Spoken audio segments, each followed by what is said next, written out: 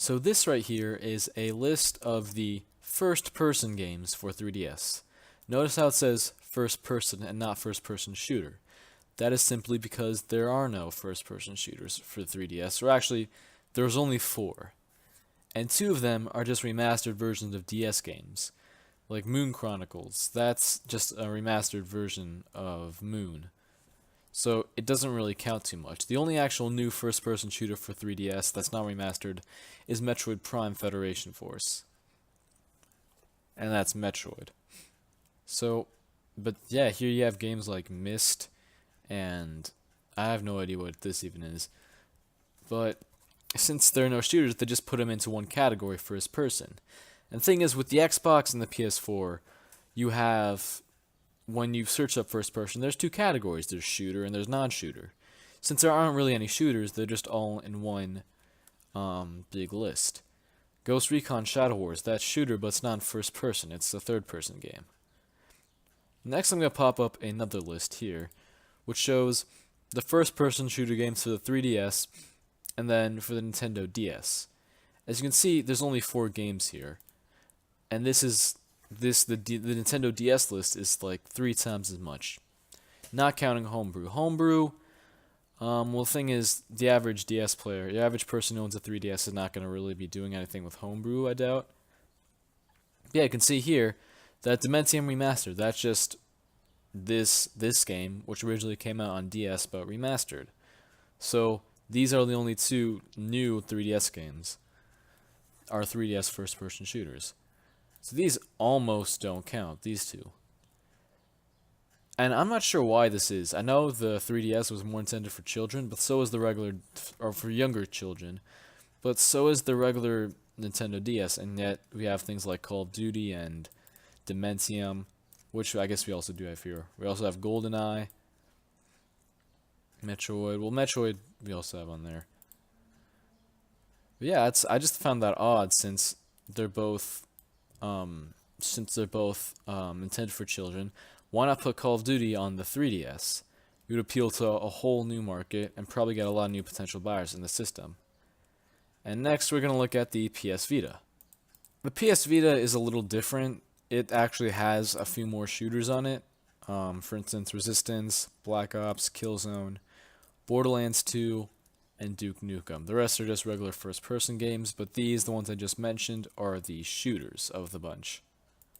If I had to make a top 5 list of the first-person games on PS Vita, I guess I'd put 5 being the, well, 1 being the best, 5 being the worst.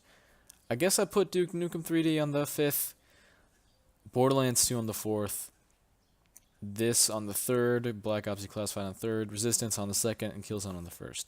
Now, the reason why I put Black Ops Declassified on 3rd is because the campaign is sure god-awful, but the multiplayer is actually is the only fun part about the game. The multiplayer is actually really, the multiplayer is alright, it's decent. It's not perfect, but it makes up for the bad campaign. And actually, it still has an online community on it, Black Ops Declassified. So if you want, you could play the multiplayer. That's what I did. I just got the game and I just played the multiplayer because I know about the campaign. The campaign is just terrible, but I don't think it was looked at. I don't think the multiplayer was looked at enough for this. And then Duke Nukem. The thing is, that's just a regular DOS game, or a regular PC game. And the thing is, they didn't really remaster it at all or anything, so that's why I put it at 5th. Borderlands 2, that's 4th because, well, it's sort of controversial whether it's actually good or not. It's Borderlands 2 on a portable console, but the thing is, you get a lot of frame drops and low textures and things. Side note, this is coming out soon. Well, in September at least. Now, you could add PSP games to the list, but the thing is, it's a little weird with PSP games. See, yes, you can play PSP games on PS Vita. I'm sure you knew that. But here's the deal. Here's a PSP game running on the PS Vita on the left, and on the right you can see the same game running on PPSSPP, which is a PSP emulator for Android. Well, for Windows also. And notice the big difference here. You see, On this, on the right, which is the emulator, they make the resolution a lot better, so you get a lot less jagged edges. And the screen doesn't look this bad in person, that's just my camera. But even then, you still have a lot of jagged textures and things. They didn't really improve the PSP games at all.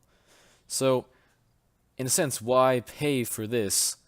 Why pay for the PS Vita version, which has the same graphics as the PSP, doesn't look better whatsoever, and when you could get, on the right, just the same game for free on an emulator. Actually, let's talk about the PS Vita in general, and its lack of first-person shooters. The PS Vita was a pretty powerful console. I feel like it had enough processing power as about a PS3 did. Correct me if I'm wrong.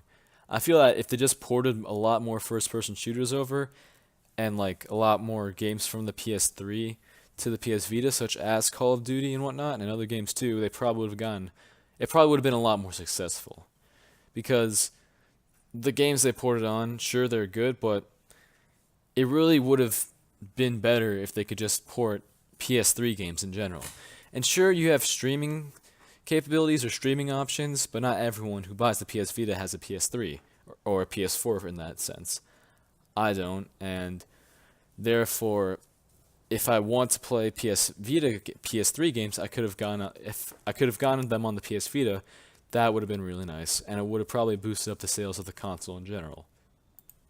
Alright, well, that's about it for this video. I hope you just enjoyed this little discussion sort of thing going on. If you agree with me in the comments below about the whole thing with the PS Vita and the first-person shooters, let me know. Yeah, I will see you in the next video, whenever that is.